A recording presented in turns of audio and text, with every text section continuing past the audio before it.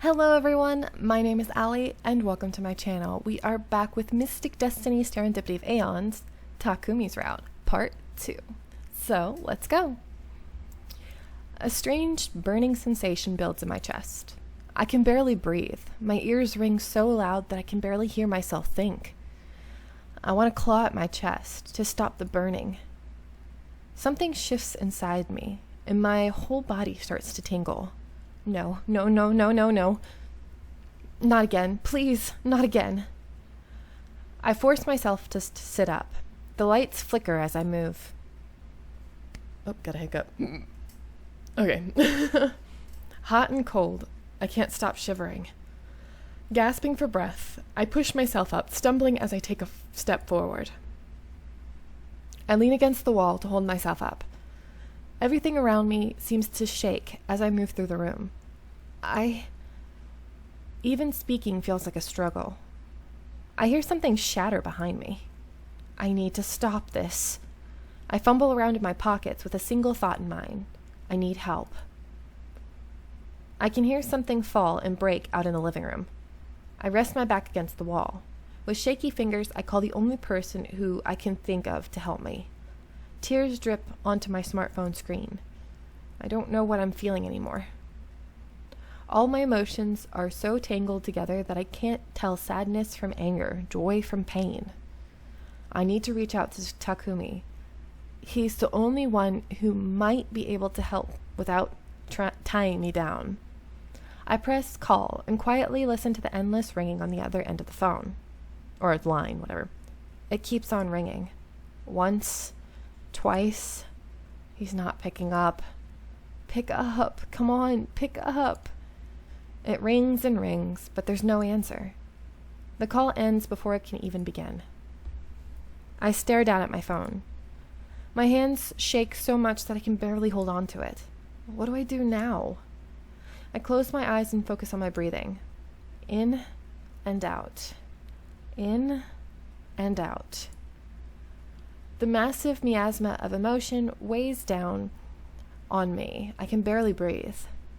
My heart feels as if someone set it aflame.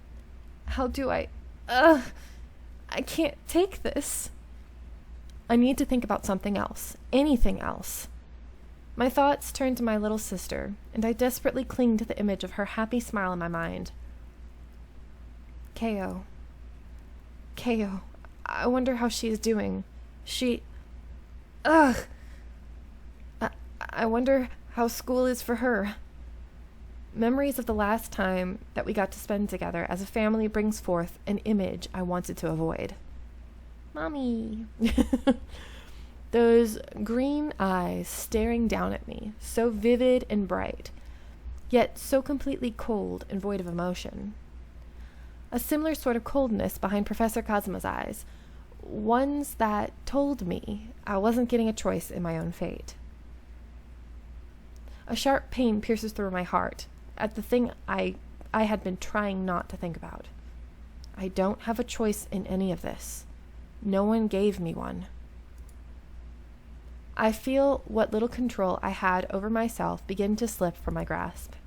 I had no idea what might happen when I do lose control. If I'll just blow up again, like in the classroom. But I know that I can't stay here. I need to get somewhere where there's little chance of me hurting someone else. I force my body to move against all protest. I need to get outside. Now. I barely make it down the stairs before my legs give out. I drop to my knees and tumble sideways, painfully hitting the ground with a thump. Ugh! My whole body refuses to respond. I try to stand up, but it's as if I'm trapped within myself. And yet, the strange feeling inside me, the feeling of something rapidly uncoiling and going out of control, continues. I try to grasp onto the feeling within me, fighting, pulling it back inside. But for all my effort, I might as well be trying to catch water between my hands. Whatever it is, it's quickly slipping out from my grasp. The world around me seems to shift and blur. I lie completely motionless. But at the same time, it feels like I'm floating somewhere. Nowhere. My vision fades. The only thing I see is faint outlines of my surroundings. Darkness takes over everything. The world grows quiet. I can't hear a single thing.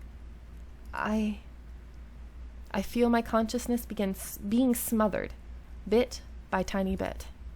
No, I don't. Something, or maybe someone, claws at me. I don't want this. Pushed and pulled, all I want to do is open my eyes. Stop! I stare up at the night sky. I'm awake? I can't move. I barely gather my thoughts before I can feel the haze come to devour me again. I'm floating. Somewhere. Nowhere. Am I disappearing? It feels like I am. Slowly, yet so rapidly at the same time. Isn't that a contradiction? I just want to... To what?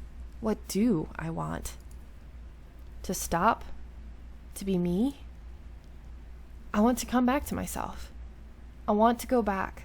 To be the me that I was before this, before everything. Before she changed me. Please, just let me be me.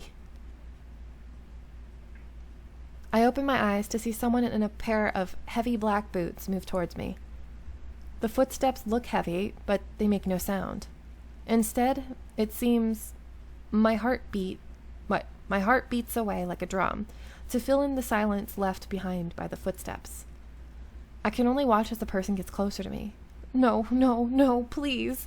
I don't need any more trouble. With me laying completely helpless on the ground, as my powers slowly go completely out of my control. I can't even speak. I can't warn anyone to stay away from the ticking time bomb that is me. There is no telling what might happen to any poor soul that got close enough to me. The boots stop right before my eyes, close enough that I can see the dirt on them. Before I can so much as scream in my head, a familiar face pops down into my view. Hey. Takumi? His name on my lips feels so sweet somehow. My voice sounds so strained and strange that I barely recognize myself. Takumi gently rolls me from my side onto my back and kneels down next to me. Just saying his name left me completely exhausted. I stare at him, desperately hoping that he might somehow understand me through my eyes. Please, Takumi. I don't know what to do. He carefully examines me and sighs. It's okay. You're okay. I'm here now. Everything will be fine. Or okay, whatever the word is. Takumi's voice is so gentle, so soothing that a part of me wants just to give in and relax. I want to. Another part of me refuses to give in, fearing the loss of the tiny grip of control that I managed to grab. But what if I don't want to hurt anyone? Perhaps sensing my reluctance, Takumi slowly reaches out and strokes my hair with a smile. Despite his calm words and gentle touch, my heart jumps, fighting back, refusing to give into serenity. It's okay, Munchie. It'll be okay, Munchie. Why am I reading wrong? I'm going to do something that will make you calm down. You might feel a little pain. Is that okay?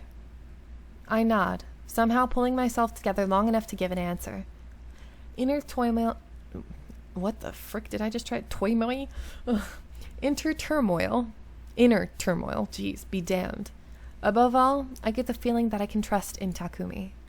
Takumi comes closer to me and carefully pulls me up onto his knees, in his arms. Aw, he's so sweet. Resting against him like this, I can almost hear his heartbeat. I feel a sudden pinch in my wrist. The pain comes and goes as fast that I barely register it. All the tension slowly trickles away.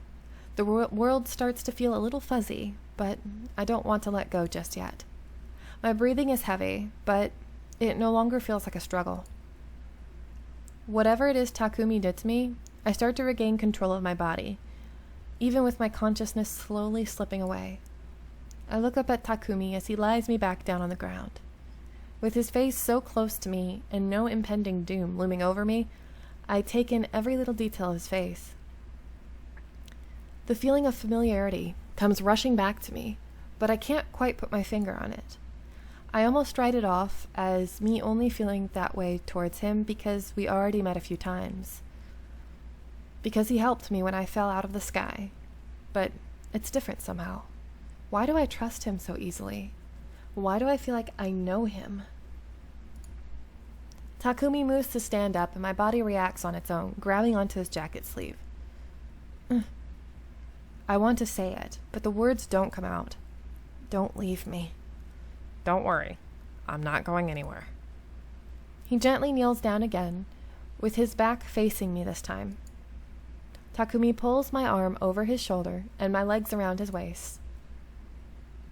With what little strength I have left in me, I manage to hold on to him. He easily carries me back up the stairs. While Takumi carries me like this, I get a strange thought. Being carried like this, the view from this sort of angle, the white hair, it all feels so familiar and yet different, all the same. Takumi lies me down on my bed. That feels so much more comfortable than the cold, hard ground outside. I look at his cute, worried face. Even though I'm exhausted, I can't stop my smile when I look at him. Taku? What? Have we met before? So you finally remembered. Takumi sits down on the very edge of the bed. I can't believe it. You really remembered. Yeah, you're the little shrimp of a kid I grew up with. I stifle a yawn. I'm not much of a shrimp anymore, though. No, you're really not. Still, I remember how you used to try and carry me piggyback sometimes when I got too tired. Mother got so mad. Mother. The woman I would like more than anything to forget, but cannot. Even if I don't want to admit it, her shadow might haunt me forever. My mom always acted angry, but I think she was really proud of me for taking care of you. There'd always be this little smile on her face, even though she tried to hide it. I yawned and smile. I don't know why that looked weird to me. My eyes are starting to feel so heavy. Your mom was so cool. I'd like to see her sometime. But why do you look so different now? Your eyes. Exhaustion hits me like a ton of bricks, so as I'm reaching out to touch his face. My hand falls, hitting the bed with a tiny bounce. The last thing I see before my consciousness fades away is Takumi's violet eyes. Wow. Okay. So I'll probably just let you guys go here for chapter 2 in the next episode. So I hope you are enjoying, and I'll see you in the next one. Bye!